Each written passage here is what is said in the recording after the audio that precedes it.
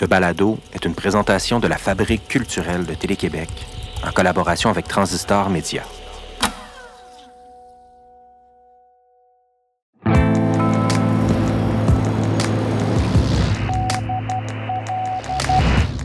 Rodney Saint-Éloi a écrit « Il n'y a point de différence entre partir et mourir. Nous sommes tous deux nus et aveugles, main dans la main, dans cette nuit impénétrable. » Vous écoutez Signal Nocturne.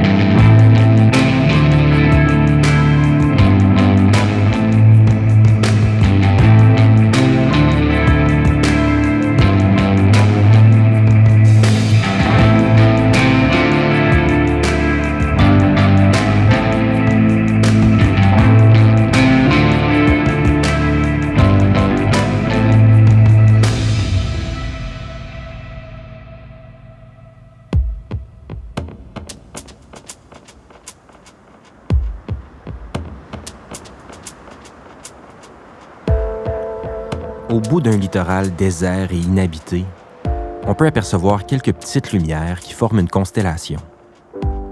Des feux de navigation ou des yeux qui brillent dans la nuit, mi-clos et scintillants.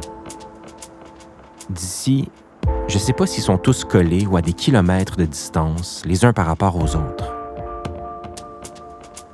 Ce soir, on s'installe pour une nuit, une autre, dans les souterrains d'une bâtisse qui était jadis une cathédrale faite de bois et de verre. On s'est donné rendez-vous pour une soirée unique dans un lieu anachronique avec 3 artistes de Saint-Adrien en Estrie et de Montréal. Dans cet épisode, on va explorer les profondeurs et la vie intérieure des personnages d'une scénariste et cinéaste qu'on admire, Ariane Louis XVI. Ariane a réalisé les courts-métrages La peau sauvage en 2016, Les profondeurs en 2019 et Comme une comète en 2020. Son travail est célébré à travers le monde dans le réseau des festivals de cinéma. Les scénarios d'Ariane nous coupent le souffle par la précision de ses personnages et par sa réalisation ultra sensible. La cinéaste a remonté le courant jusqu'ici, sa région d'origine, pour quelques heures au bord de la rivière des Outaouais. Elle débarque pas seule, elle vient accompagnée de la comédienne Geneviève Boivin-Roussy et du musicien Pierre-Philippe Côté, alias Pilou. On commence notre descente dans les fonds marins avec Pilou, qui nous interprète Bloom.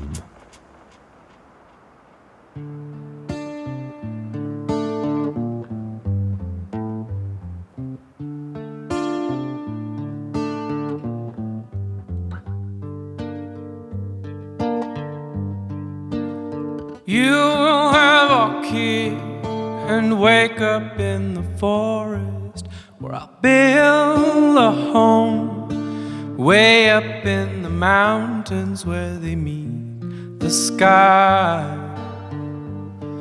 They meet the sky. Them final destinations.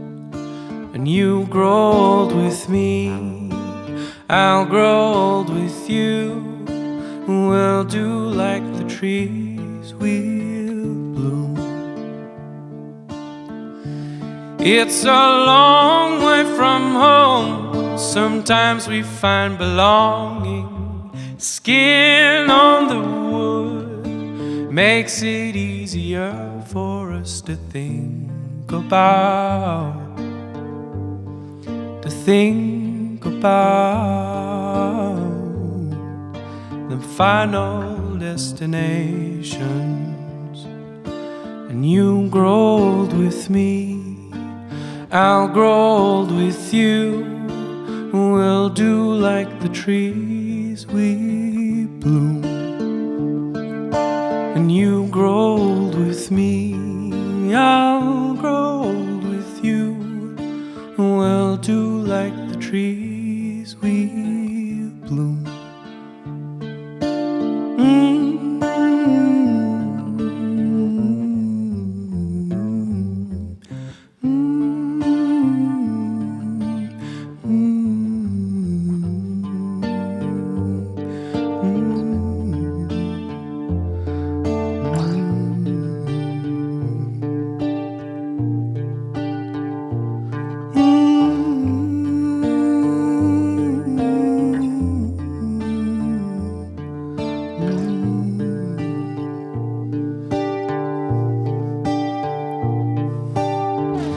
I believe in these times right here.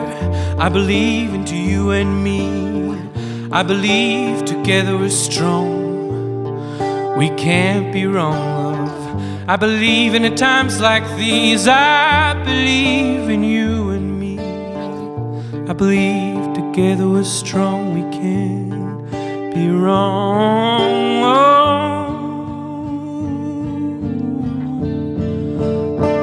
We're whole.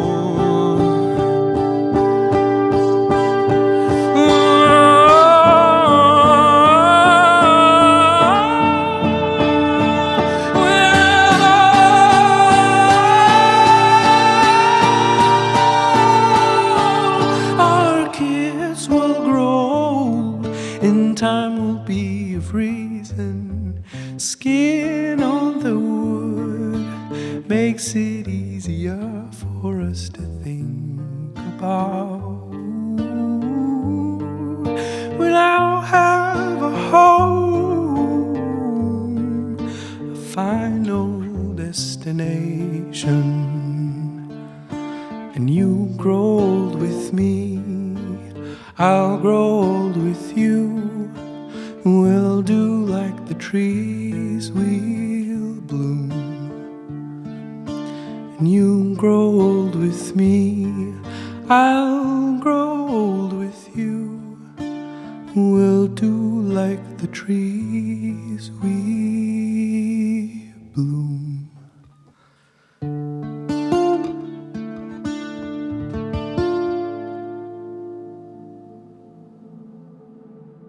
Très jeune, Ariane Louis XVI avait déjà une passion pour les mots. Enfant, elle écrivait des nouvelles et des pièces de théâtre. C'est plus tard, à la fin du secondaire, qu'elle commence à s'intéresser au cinéma comme médium de création. Alors, Ariane, dis-moi, qu'est-ce qui se passe à ce moment-là? Ben ça, c'est vraiment... Moi, au secondaire, j'étais en option art dramatique. Je faisais du théâtre. Puis, c'est ça que je voulais faire après. Mais au cégep de l'Outaouais, il n'y avait pas de... Il y avait comme le parascolaire, là, le théâtre en parascolaire. Il n'y a pas de programme de théâtre. Il n'y a pas de programme de théâtre. Puis là, j'ai vu cinéma. Je me suis dit, tu sais, j'aime ça, raconter des histoires. Pourquoi pas le cinéma? Puis je suis rentrée là-dedans juste par hasard parce qu'il n'y avait pas de théâtre. Donc, j'ai essayé le cinéma, puis j'ai découvert tout un univers qui m'a vraiment happée et appelée. Puis c'est comme ça, un peu par hasard. C'est quoi la valeur ajoutée qu'il y avait dans le cinéma qu'il n'y a pas au théâtre, disons, dans ce qui t'appelait? Oh mon Dieu, je pense que c'est vraiment...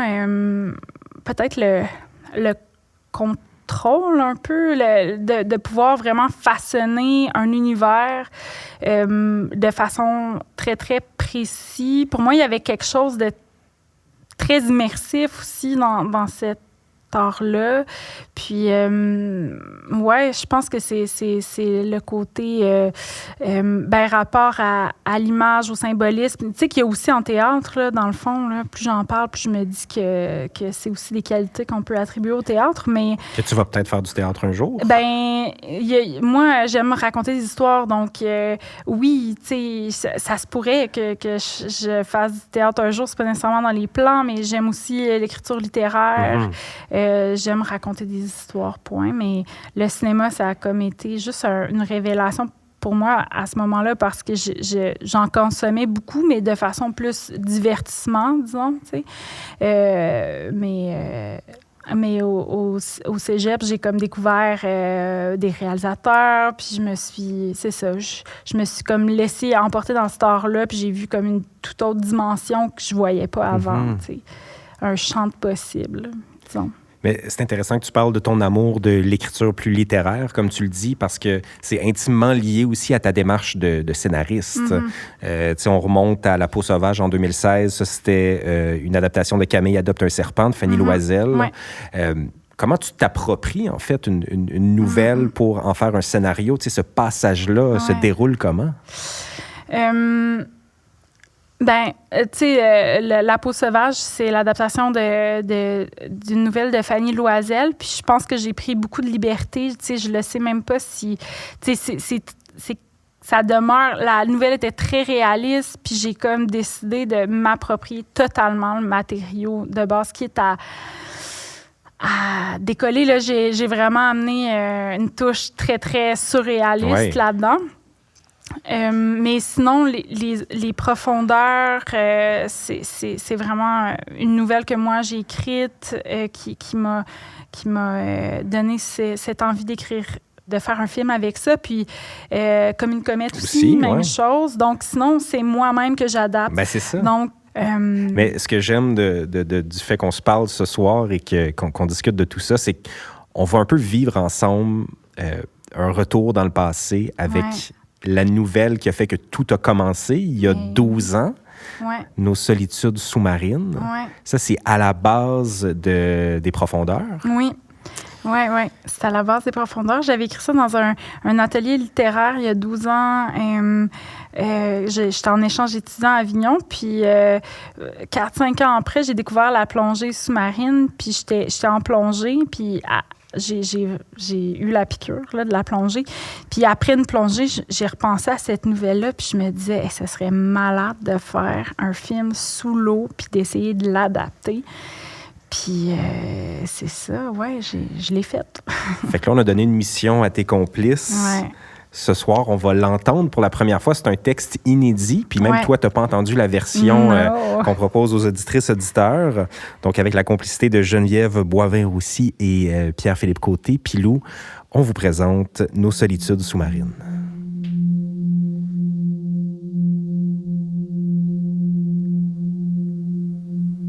Le lac me renvoie une image terne de mon visage basané qui se brouille au contact de mon gros orteil droit. Celui-ci me confirme que la température est adéquate. Je m'y abandonne, plongeant tête première. Telle la plus lourde des pierres, je me laisse lentement couler jusqu'au fond. La descente dans les profondeurs paralyse l'angoisse dévorante logée au creux de mon ventre. Lorsque mes paumes touchent le sol mou et froid, je me donne un énorme élan pour remonter à la surface. Puis je nage de toutes mes forces pour ensuite profiter de cet instant précis où tous mes muscles gonflés d'acide lactique se relâchent. Je reste flottante un moment. Dérivant au centre de ce grand berceau liquide, mon corps est léger, pour une fois. Maintenant étendu sous le soleil ardent de midi, le vent agressif et chaud me sèche en entier. Les nerfs les plus sollicités par mon entraînement matinal sautillent sous ma peau. Je les sens chatouiller la cime de mes tourments qui menacent de se réveiller à nouveau. Je ne veux pas. J'y replonge, tête première. Une fois rendu dans les bas-fonds, tout se calme à nouveau. Rien n'arrive à pénétrer jusqu'ici, si ce n'est que les quelques ténus rayons de soleil qui arrivent à se frayer un chemin. Les sons, eux, n'y parviennent pas. Après un moment, les battements de mon cœur finissent par prendre toute la place. À bout de souffle, je remonte pour prendre une brève bouffée d'air et je retourne aussitôt dans ce vertige souple et thérapeutique. Au fil de mes immersions, ma capacité à rester sous l'eau s'accroît. J'en viens même à pouvoir y demeurer des heures sans manquer de souffle. Je m'y promène avec aisance, comme si j'y étais née 30 ans plus tôt, entre deux rochers. Ça fait déjà 2 semaines que les cheminées du voisinage ont commencé à cracher leur épaisse fumée dans le ciel. Vraisemblablement, tout le monde a froid, sauf moi.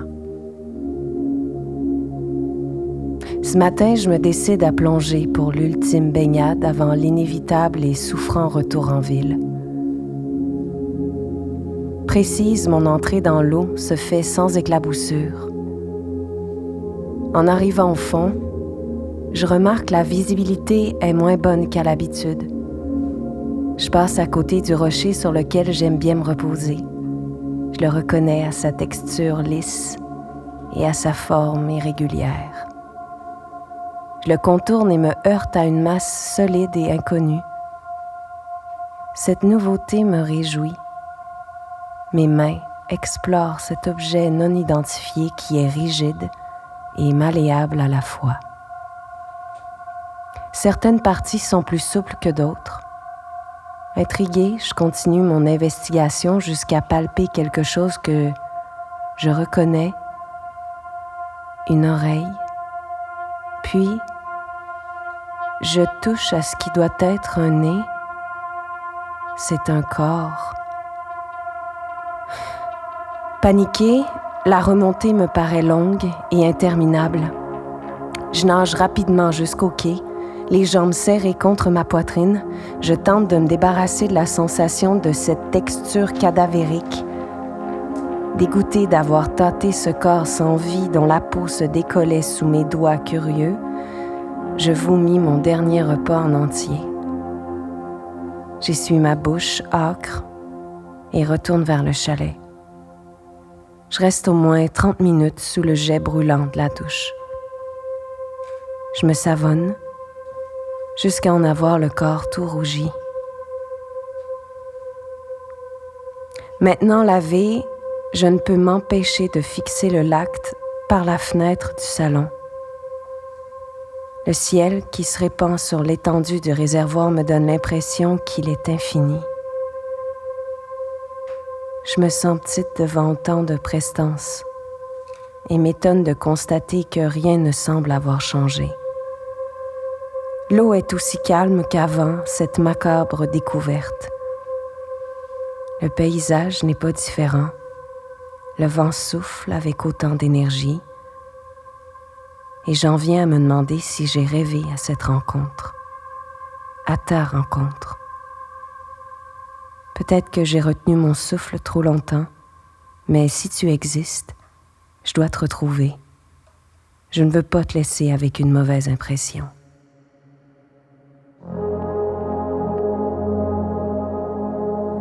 Portée par le faible courant marin, je nage jusqu'à apercevoir ta silhouette. Tu es bien réel. Dans cette eau ténébreuse, tu flottes, insouciant de ce qui se trouve en haut. Je m'approche tranquillement pour ne pas te brusquer à nouveau. Je veux me blottir contre toi, te serrer, mais pas trop fort, pour pas t'abîmer. Nos corps sont maintenant collés et mon cœur bat pour deux. Il résonne si fort dans ton thorax que j'ai bon espoir qu'il puisse te réanimer. Nos chairs ondulent l'une sur l'autre dans l'immensité du lac et je crois bien que je resterai ici pour toujours. Puis tant pis, c'est ce que je fais. Nos solitudes seront moins seules à deux. La journée passe sans que nous n'ayons bougé d'un millimètre. Seul le courant nous fait tanguer, comme si l'on dansait dans un étonnant paysage sous-marin. Mais comme toute bonne chose a une fin, le soleil finit par tomber et le lac devient noir et glacé. Pour la première fois depuis longtemps, je saisis par une sensation de froideur qui me transperce la peau.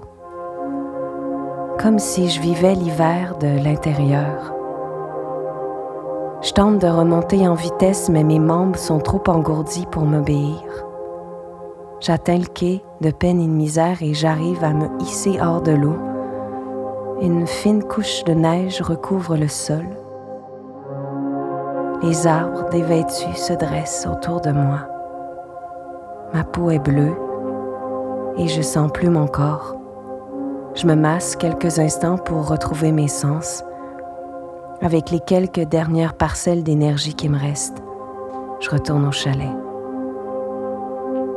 J'ai maintenant sommeil, terriblement sommeil.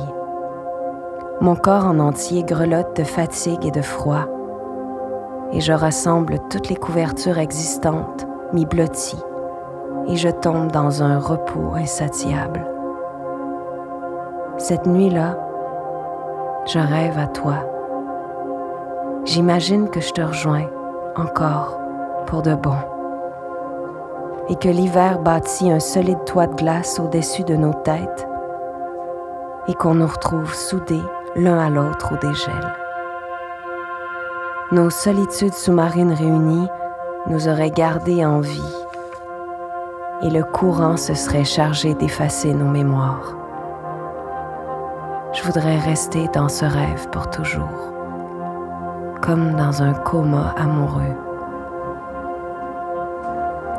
Le lendemain matin, un son strident et régulier me tire de mon sommeil. Bip, bip, bip. En sursaut, je me lève pour définir l'origine de ce bruit chaotique. Je regarde par la fenêtre embuée et je suis horrifiée. Un périmètre de sécurité est érigé sur ma propriété et ton corps, flasque et blanc, est remonté à la surface. Indifférent de ton sort, les policiers te manipulent avec mécanicité et t'emballent, comme si tu n'existais plus.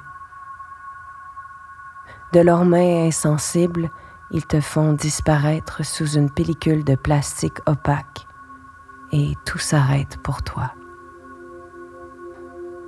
Mon cœur se serre de savoir qu'on ne se reverra plus. J'étais déjà prête à te rejoindre.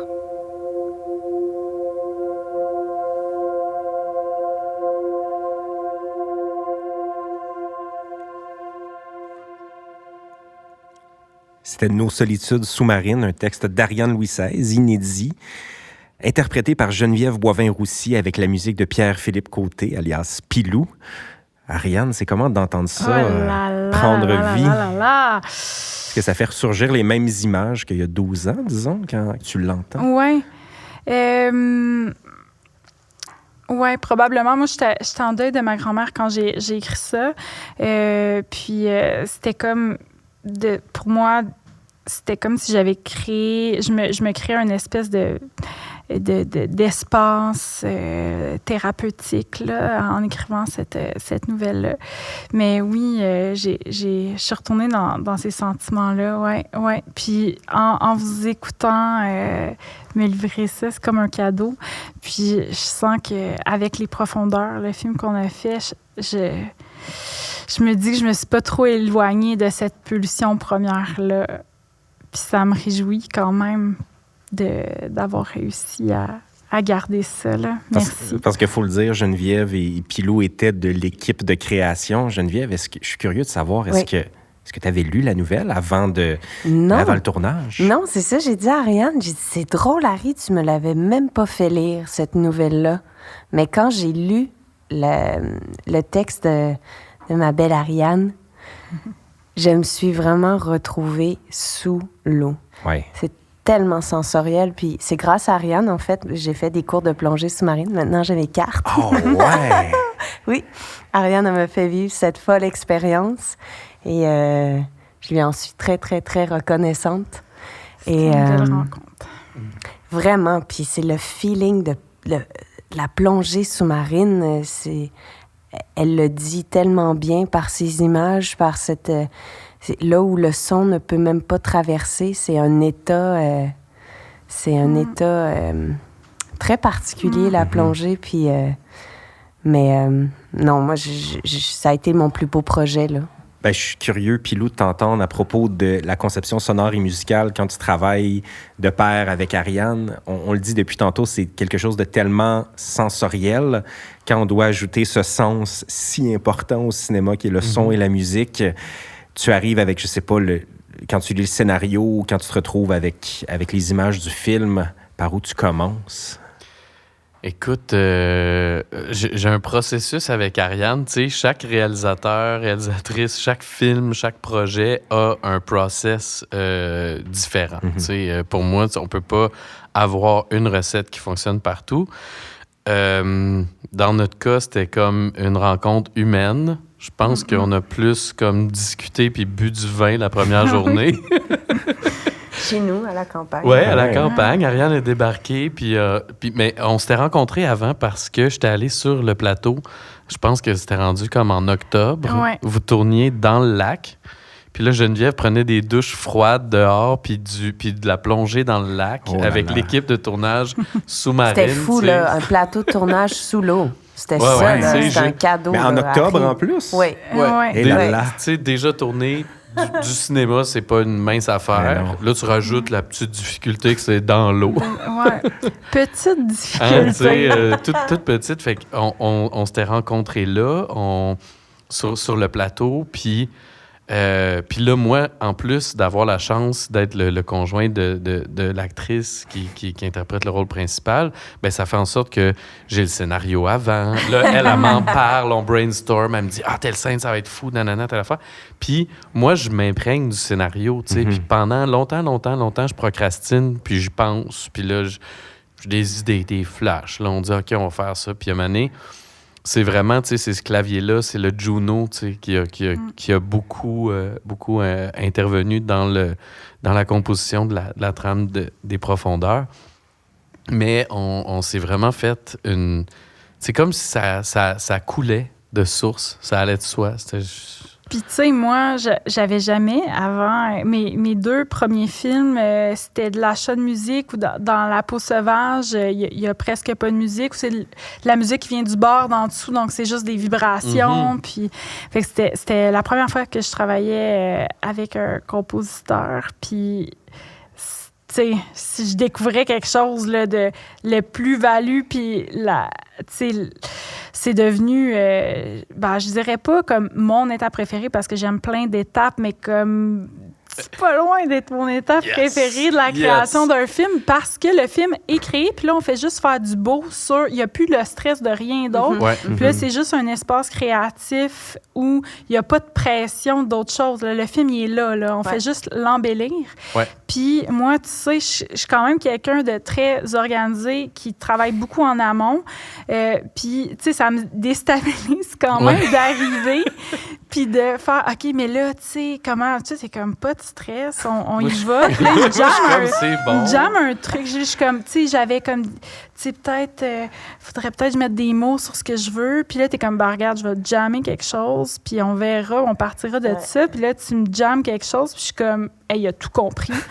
C'est ça qui m'a frappée, en fait, de travailler avec toi, c'est que tu catches mon film, puis après, on fait juste travailler à partir de quelque chose qui est déjà pas loin, ou qui est dans bonne voie. Fait que j'ai pas besoin de... On travaille sur un feeling, sur un état, puis sur ce qu'on veut donner à l'auditeur. T'sais. Moi, mon travail comme compositeur, des fois, c'est de dire au réalisateur, sais-tu quoi, on ne mettra pas de musique dans cette scène-là. On n'en a pas besoin. Regarde le jeu de tes comédiens, regarde la situation, regarde qu'est-ce qui se passe. Puis là, on le fait avec la musique. OK, c'est nice. On enlève la musique. Puis là, on rajoute un room tone ou un truc. Puis là, là, ça prend un autre sens, un autre deepness. Puis le process est open avec Ariane. Puis c'est ça qui est le fun. Puis tu sais, on n'est pas obligé d'avoir la réponse instantanée la première fois. On a droit à l'essai et erreur, recherche et création comme une idée de mode de vie, là, tu sais. Fait qu'on a développé cette relation-là ensemble. Mais tu nous permets aussi de créer dans un univers qui est tellement fort et complexe et magique, je dirais. Magique. C'est vraiment... ça, pour moi, c'est une de tes qualités premières. C'est la magie qui t'habite, c'est les sens. Puis ça, comme réalisateur, c'est précieux. Là. Puis comme collaborateur et créateur, de travailler avec toi, de nous permettre d'aller là. Mais c'est ce qui est précieux. Cadeaux, là. C'est aussi de travailler avec des collaborateurs qui comprennent ça, puis qui vont là. Puis c'est comme ça que je suis capable de rendre visible l'invisible. Oh yes! Vivement l'invisible. Oui, tout à fait. Avant de vous dire au revoir, je veux remercier nos invités Ariane Louis XVI, Geneviève Boivin-Roussy et Pilou qui sont venus nous rendre visite dans le Vieux-Elmer, en Outaouais. Je tiens également à remercier toute l'équipe de Signal Nocturne, pour Télé-Québec, la coordonnatrice Nadine Deschamps, la technicienne de production Erika Coutu-Lamarche, l'édimestre Sophie Richard, la chef de contenu Ariane Gratton-Jacob et la directrice de la Fabrique culturelle et des partenariats, Jeanne Dompierre. À Transistor Média, François Larivière au montage, mixage, à l'habillage sonore et musical, Steven Boivin à la musique originale, Sophie Gemme à la recherche, Claire Thévenin, chargée de production, Louis-Philippe Roy aux communications et Stéphanie Lorrain à la production exécutive. Abonnez-vous dès maintenant à Signal Nocturne dans l'application de balado de votre choix ou écoutez-nous sur lafabriqueculturelle.tv. On vous propose un nouvel épisode chaque vendredi soir. Je m'appelle Julien Morissette. Bonne nuit.